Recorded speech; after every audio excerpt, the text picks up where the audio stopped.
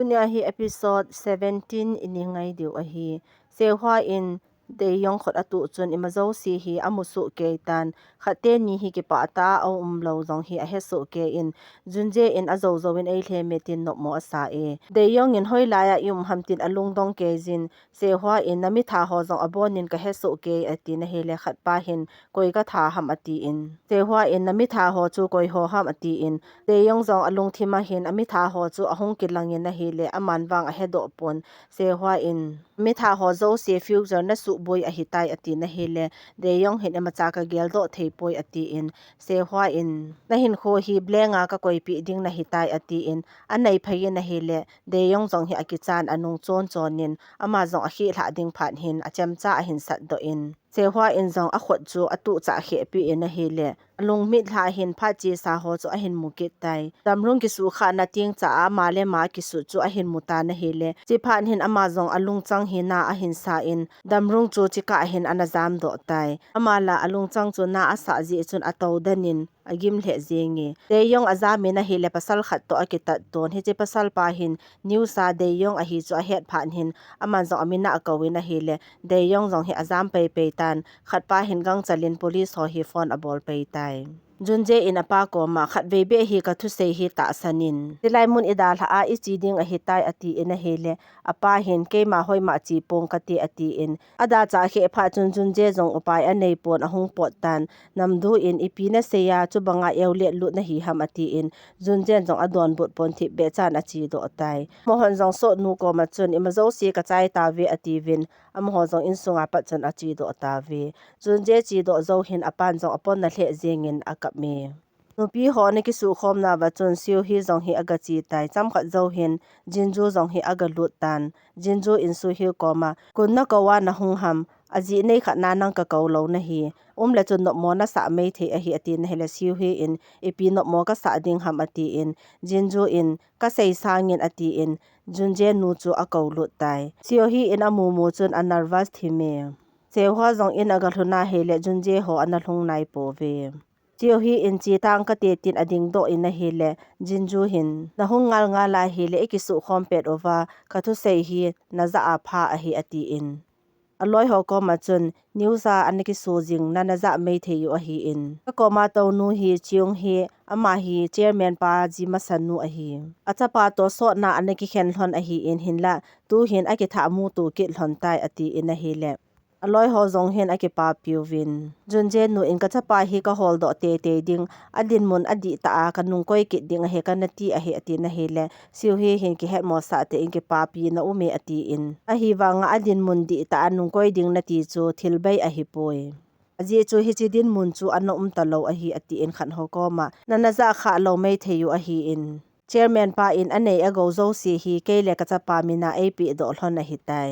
tua adin mun khu adal ha hla ni le kachapa in ama din mun khu alu pe pe ding a hitan tu nia hung ki khom zo siu hi na mel lu ka mel chi su ke ding ka ko ma ki thu pi na hung thum thei lo ding o hi ati in ama zong ading do in kile sa ta hin achi do tai jinju in junje nu ko ma lung dong ta in athu sei chu ata ta dan ham ta hi le chairman pa bang angol wale ati in junje nu zong hi alung a hang hle zinge siu hi in dayong hi phone abolin na hele ama pa hin ala in alung dongin ken nang ka het kha am ati in siu hi in ipi sei na ki nei na hi ham ati na hele dayong in min kanung ei dal le le in ipizia ei dalu ham ka hepoi ati in siu hi in ipi na ti ham na lo na ni ji lo ham tua chu hoi la ya no ham ati in na hele dayong hin au na mun zong chu a hepon a ki haile le in ka na zong ka hepon ke koi ka hi zong ka ki het poi ati tai chi hun in agal hun hin aso nu ko ma apa hi a hol pejin ahung ho chula ati na hele aso no hin tu ta ta chun a le chi ta ve in chung langa pa nin he pa ti thu chang ka za mo mo nge ati in chi pha nin chi hun zong gang chalin apa room lang chu adal zaltan apa room a hin aga lu nin apa in chi hun na hi ham ati na hele chi hun in zong he nge na room a hi mi hung lut kha am ati in apa hi a ki het mo sa in koi hung ding ham ati na hele chi hunin na tong no in pest control na tong ho hung nge ti chula ati in apa hin ka i mun ema cha ka he poitin a ki lep tan chi hun zong a chi do tai te o in document ala do ho zo se chu pen drive a junji apetan anei ago api do ho zo si abonin confirm a hitai ati in namdu in ata ham ati in hele te o in zong henge ati in tunje in api do mo nge ti proof au umpoi ati na hele detective pa in ipi na seina ham ati in junje in pa hin khozong amu theita poi ati na hele detective pa hin anat na chu a hin sejin junje in ama sangta aka din wang chun koi ka hi e hedo poi ati in hele detective pa in chi hena sa chu ibola na chang se an hung do ham na pa na hin pui do ding hi chume ati in junje in nang tabang mi zo min nal ka ta san poi ata ati in a pocket a kon chun needle khan hi a hin la do in namdu in hi chi a hi amit boy hin te ati in junje hin lozong a hin la do in detective pa chu apin chelo hi ka pa ane sa ji hin te ati in detective pan jong loi pa ko ma ai ingredients in hol do in tin apetai junje in pa chalim ala do ho zong chu avet sa in detective pa in chi hi pi pa cha ham ati in a hele namdu hin pa chamin chu a sejin nu tha nu poison jong akiti e roman khanglaya chu anu tha nu hin prince pa chu thana dinga anamanji a he ati in a hele detective pan ichipa cha chu a hi momo nga hele kom izan ham masang chun japan le korea a ichipa cha hi a ho no wa mi thana anamano he ati in junje in detective pa kom alung se ta nei ki thopi in pha zong in ei tam ta povi aga na thei pe na waran na hin la do a ina chu igalu nu ngai ding a hi ati in detective khat pa hin chi chu thilbai na hi sa ham ati na hele detective pa hin gang ta aka hin ngai tu ding a hi ati tai de yong in maya atovin a hele gari khan hi akinga in gari sunga pa chun siu hi ahung pot do e de yong hin ave in koi a hi a hepon alung dong in a hele siu hi in kangji hyun ka hi ati in a hi wang chun ama hin amin hi aza kha to kilo asan masanga anew lai hlona om chan hlon chu agel do in a hi wanga alet nunga hi amu kha lo dan hin a umi junji a room aga lut in se hwa akawin a hele a hin haulo phan hin ama zong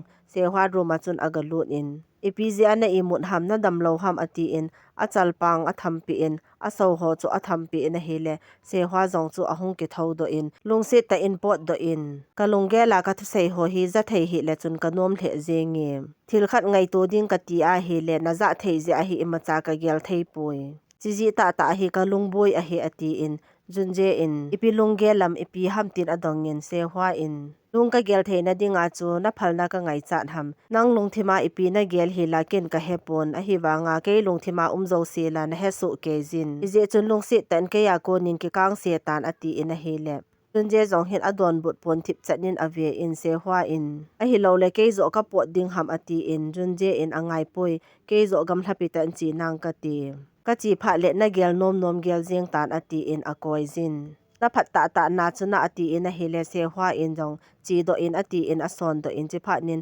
junje in henge chi tang ka ti ati in ama jong a chi do gota in a chi do kon hin in dal han pam langa chi leng la da walding a hi in common room a sofa chunga ga tang ka ti laya pat kon na lungel hoi ma cha ka za thei ji poi ati in a chi ta na hele se hwa jong chu atha imut kit tai junje in a blanket ho aki choijin sofa chunga aga lumi na hele namdu in pi bol khel na ne ya se hwa in amat do ana hin no do ham ati in a hele junje in amat do ding imacha a tapoi zole na la ikichip mo zong a he so ke je ati in namdu in he chula he in ibola na hin no do a hidem ati na hele junje in kalung ka gel no me ati ati in a hele namdu hin achu tia hele mat do ding ane na lai ti na a he ati in junje in macha tapoi ka ti chume ati tai de yong le siu hi zong hi kar sunga hin aki haul hanin siu hi in pp na gel do am abon in nei sei pi na ti na hele de yong hin kangji hyun le orphanage home ka gel do in mi thi ka her kha lo zong ka mu in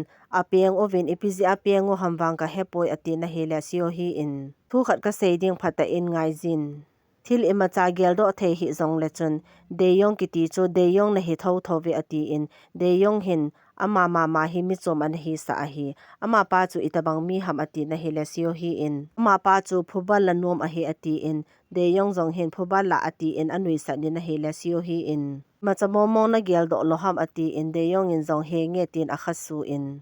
siu hi in na newa pat nin go na chang tabangin hin kho na mangmang jingin na hin da tha ho chunga hi phuba na la nom a hi ati na hi le de yong in ima cha ka gel do thei poi ati in siu hi in tung kham hin kin ka umpi nan koi chunga phuba na la ding ham ti chu ke man na sei pi na ngi ati tai chingka hin jun je in se hwa hi breakfast phat hi tai tin aga kovin se hwa lungel aza the ne lo ding chun te o a headphone hi akitu in ama zong thu ase le ha pengin a pengin na hi le namdu in ibola chu banga peng na hi ham ati in junje zong hi a pen pum chun thu ase te te jin na hi le te o in a headphone so an la pi in ke za a hi ati in junje in cham khat ka ngai cha ding a hi nei za sa in ati in a pen na chun a lol na asan alung dong in na hi le namdu in mi ching na hi le ipzi an lol na ham ti na he ding hi chume ati in je pen hin se hwa ahung po do in na hi le junje in se hwa mu pha chun kang chalin a headphone cho ke tu kit tai detective pan a boss pa ko ma warrant a thu me na hi le a boss pa hin a pen nom pon warrant zawlowa ept evidence na ga mu theyu ham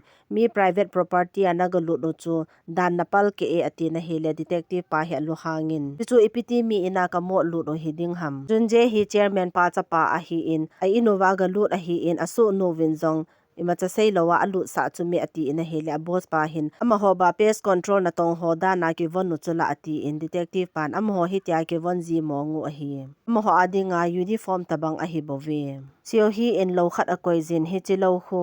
anesthesia a ke mangzi a hi in chule ai imu thei lo ho doctor ho in hi chi lo khu api ji a hi mi jong ho aman a bol mo mong hi ding a hi ati na he la boss pa in dan di lo ta evidence ki la chu court a jong ke polu thei lo a hi hena sa a bida i ta na ham ati na he le detective pan ken ema cha ka hep po ati ina lu hangi junje detective pa le te o hin gari sunga hin anga tawin detective pa in na pa jan pa chu ka ke mu pin nidil chu ka vet sa a he le hi chi hin ami chu asu kha hin te ati e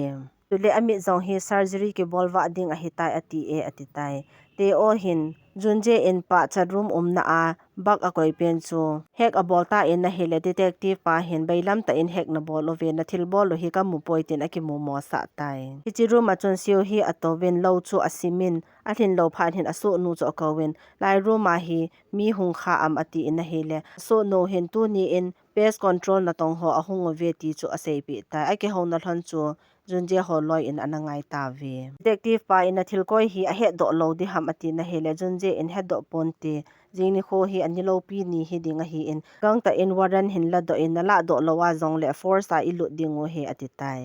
siu hi hin lo a choi jin chairman pa ko ma aga chin na lo ki ne in na phatwa ding a hi tai ati in a hele chairman pa in zong chilaya chun ko in zo le ne na nge ati in siu hi in table chunga chun akoi jin ama zong achi do tai chairman pa hin jun je thu sei zo si chu agel do in aman zong lo chu alan tissue a hin a chunin neta lovin dustbin songa chun apaitan ama zong ki het mo sa ta in tui bo se chu adon ta in a hele azinu hin kot bola hin anathim vet vet e junje nun zong Mr Nam aga ven Mr Nam jinu ko ma Mr Nam hi hung phawa ding a hitai ati na hele Mr Nam jinun ama tabang case ho hi miracle ta a hung dam thei a hi ati vin a hi wangin ke ni wang phat na him ka nei khal hon poi ati na hele junje nu in ebola hi tia chu na sei ham wang sit na itu zong le wang phat na ki mu tho tho ji a hi wang sit na ngan na tu hlon a hi in to pa na wang phat na na hin to hlon ding a hitai ati pe e namdu hi aquarium muna chun aga chi in ama hi investor ho dan hin aquarium bol pa chu aga ki mu pi visiting card zong hi aki pi to hlon ni khat pa hin namdu hi aquarium sunga chun apui le le e namdu hin lungthim nei ta hi chalai mun hi aga vet a hi lai sunga ngami ta ta ke koi le aman tam dem ati na hele khat pa hin amana man tam ding a hi ipi bola nei do ham ati in a hi le namdu in ka lungthe ji aka do a hi in e hi ngami khat dinga loi phata ka hi ati na hele khat pa hin ngami na loi nu ta chun nei ki mu to sa te te jin ati tai in a hlon hin se hwa room aga lut in na hele hi chang tampi amudo in adan hi zana junje le se hwa aki ho pe na hi ama hin aki ho na hlon hi anathim ngai a hi ama ni aki hawa ngami thu ase hlon hi anaza a hi se hwa in chapang nu le khot don nu aloi nu chu ina akovin chapang nu nei hin kol kol chu ka lungdong wala class zaw lowa ka hung jing a hi ati in se hwa in amel hon ka mu nom ja ka hin ko hlon na hi atin alung thima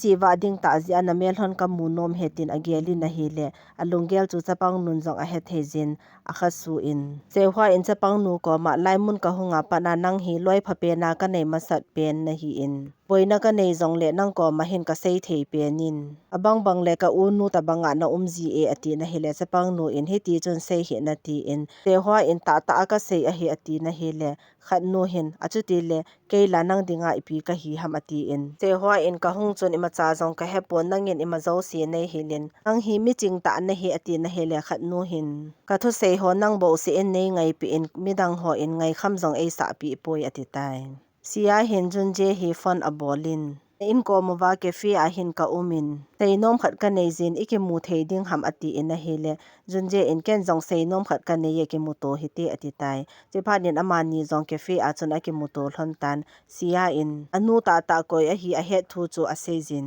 ka chen khom hlon ji in ken jong mi chom danin ka gel pun hin nanu ta ta a hi ka hin he do chun ka gela hi le hil hi a hiding momong hin te tin ka geli ati na hele junje in ipi ham ati in sia in seileng ipi na gelding hamwang ka hepon a hi wanga a phat di ta chu kana mis kha hin ti a hi wanga khat ve be seite di ka gu da hi ati in junje in ipi ham sejin ati na hele sia in alung si dan thu chu a sejin kumsa gi sung a hitan chi sung hin lamit sangin na nunglang bo se ka muji in na lungthima koi na gelding hamwang ka hepon hin la ken wang ka hin lungsi hle zengi nga in nei ti zong le ka nga thei a hi ati na hi le junje in ka nga ding na hen na tim ati in sia in chiong la iti le chi ding ati ham ama hi ka vet vet na hi le no mai mel hoi ta mi phata a hi in hi wanga a dan ding in wang kilom ka sapoi ati na hi le junje in te nga ta hi in chiang zong hoi ma cha chi pon tin ka koma jing ding a hi a chi do zong le a chi chi na a nu ka zui ding hi je chon dang in zong nei nga ta hi in a pha cha ka hin sei pi lo ji in no mo sa hin lang pasal phata ki holin lang nang zong nom ta in hin kho mangin no mo sa hin atin a chi do ta na hi le sia zong chu ada do ngam ta pon a chu ti hlu so jinge junje a in mayo agal hun le chi hun hi an na umin junje in ibola na hung kit ham ati in chi hun nin ka ina gu thim cha ju cha da na hung ji a ka hung a hi ati in he le junje alung hang pe in amai chang ta chu asu pe in chi hun in pizia ka inuwa na hung ham kapa na ki mu pi god dan ham kapa in zole na la ki chim ho ka ki mu pi nom pon nang ka cha a no hi a pha khop se ni ati in he le junje alung hangin au op ma chun amani na hele chi hunin ole ka thu sei chu di lo dan ham mi hlem cha ve na hi nang le nang zong na ki he chu me ati in hele junje in Ebola ka pa mit dam lo nei sei pi lo ham ati in chi hunin ka sei pi a nangin ngai sa anei nei lo pi chula ati in hele junje in nanu thu zong nei sei pi pon nanu thil bol ho hi na het lo ta ta ham ati in hele chi hun zong chu alung dong in athip chanin junje in ole hen na sa ana ki het mo sa ham pa hi pa a ka nei ma sat pe na he na ti lo ham ebola hi tia hi na bola nanu hi na kham theile khamin kapa chunga athil bol jo si hi abonin ka hedo su tan chizi atu awang hi mo to thim ding ka hitapui izem te nanu hin a hin bol be a hi le nanu chalhona hi ka khuna na thi te hlon ding a he atin no hang ta in ada than chi hunin chiong a hung in ihung ki mu pin ka inuwa na chi nom ji achu nangin na hin sol dan ham mi veng thei ding dim mona na hinam atin akisian ni na hele junje en adon but pon thip chanin adal hatai aruma agalu nin amazong sewa ruma chun akal tovin ken ka za dinga na deilo na gyal zo si chu tu nei sei pi tan chule epiza na bol ham nei sei pi na tin na hile sewa in bracelet ka hin pi pen chu kamu mu chun ipi a hi zong ka hepon mu mei hin te tin ka gelin a hi wangin to a hi ka gela hile ka gel do tai chipe na chu ima zo si hung ke thapat kit a hi tai ichan ga ma tui ka hin za ma nang hola ka hung hi ka gela hile ichan ding mong hin te tin ka gelin a hi wanga ke thapat ki thei hi tapoi nangin khatte ni chu ki pa ta in a cheng khom thlone na ti in chichula a hi pon ebola na zo na sei ham nang le ke zia amani hin thi na atu lo hon he ati na hele junje in lungdong ta in ipiti na he do ham ati in se hwa in napa ina na chi ni chun chi hun ka ki mu pin deyong ta zong ka ki mu to e deyong akhut ka tu pi in a memory zo si ka su mang pi tan akhut ka tu pi pe chun hin khoma sa a thil so zo si abonin ka mu so ke jin chia pat a chun namanga na ki chat pen zong chu ka hin gel do e na ki chat pen chu ke ka hi chuna ati na hele junje in a hi poi ati in te hwa in thil so chu hung so kit ding a he ti hena sa a Ichilampi chu na zot nom te ham ati na hele junje in kon avela hung so ki ding a he ati ham ati in sehwa in ke hung da leng avela thil hi hung ki thapat kit loading a he ati in a hele junje in na hunga ichen khom hlon hi na kisi amati in a hele sehwa in ka kisi poi ati in junje in ke zong ka kisi poi so zo se ka he zo ke nung a hi wang hin nang to ka ki mu to hi ke zong ka kisi hi be zinge ati in a hele sehwa in ke zi ana thi ding ka ki cha e ati in junje in izem tia he ta bang chu ahung kha ta a hi zong le na hin ngai a hi izem tia ke na koma ka ta lo zong le a iti hi zong le ka lung si jing ding ne he ati tai sia in te o hi phone a bolin ka pum pum min nang zi in ka ki chai de tai to hi pi ka ti ding he tam ati in a hele te o in hoya na ham ati in sia hin apo nat wala karaoke room khan hi aki book in na sei pha chun te o zong aga chin sia zong akap kap min ama zong la asan heti chun ama le ma ki hlem dong mong in a hele te o zong asunga aga lut in sia in ken ka po nat tabanga hi nangin zong na po nat kha am kalung thim hi ke ni ki so abang zingi paso ta ako na hi banga ke lung se na ati in apon na valin akap ta na hele te o in zong alhamun tai chairman pa zong hi ai mona kon hin ahung king khangin ama zong ahung thod in all hin ki mai pom hin ahung ba do in noi langa chu all cha cha a akum su a hile mi ki hogin khan hi azan ma zong lung dong te in ading danin angai tai te yong le sio hi room khat sunga chona kheu hlon da na hi sio hi in basement a hu koi macha achi ji pon sun le laya khun ki chol ji in na tong nu zong pung nga le achi ji tai ti a sei chu detective pa hin aza so ke jin koi to ki haw a hi dem tin alung dong ke ji sio hi in de yong ko ma chairman pa in na o a het a hitan a secretary tha ki lada na zong na hin het a hi ji chun ki thopi danin umin lang hoi macha na po sa loading phone a zong koi macha to na ki haw sa loading a hi kho amu thei lo ji a hi imacha ha sa loading a hi macha momo na gel do thei momong lo hamati in a hi le de yong in zong henge ati in tio hi in gel do loizin a ki chai ding ko ni hita ve ati in chairman pa hin a ki haw na zo si hlon chu azata na hi le ti azawalin akal to go da hele step achun akipalin sio hi hin mi hongin tabang khan hi aza phan hin ama zong aga pot do aga ve na hi le koi macha amupon anong lot ki got phan hin thil khan hi a hin modo in ave na hi le chairman pa hi mun khana anaki sela hi mani ki ho na record jo detective pan junje holo hi angai sa ta namdu in koi to ki ho a hi dem ati na hele detective pa in ki ho pi pa hi a paulo ji in koi a hi ki hepoi ati in se hwa in de yong a hi ama hin ima chamomong a gel do theilo a hi tai ati na hele namdu in ibola ima cha gel do theilo ham ati in se hwa in thil si tampi anabol ji a ati na hele detective pan Jiji achu ibola ima agel do thailo ham ati in thila ha do ding ji chun chun je hin athu sei chu su boyjin het no ma hele namat phale ama ta dong tang cars baran la ati na hele detective panjing le gimunan ti ati tai chairman pa jong hi alung nom tapor a phone hi switch off a bolin alup na noise chun asel tai ajinu ahung lu nin lo a hin choi jin tu ni hla hi po do na ding kho ta khat ka nei jin na lo hi kin in lang mata in ane ki mu tarati na hele chairman pan hi nge laya chun ko in zo le na nang ka ti ati in tio hi in zong lo chu table chunga a koi jin lo hi anaki ne te to o ati in a hele chairman pan zong he nge ati in sio hi in na phone hoi lai hamtin a hol in a hele chairman pan ken zong ka hepoi ati in chipha nin sio hi in phone chu a call in a hele switch off a umin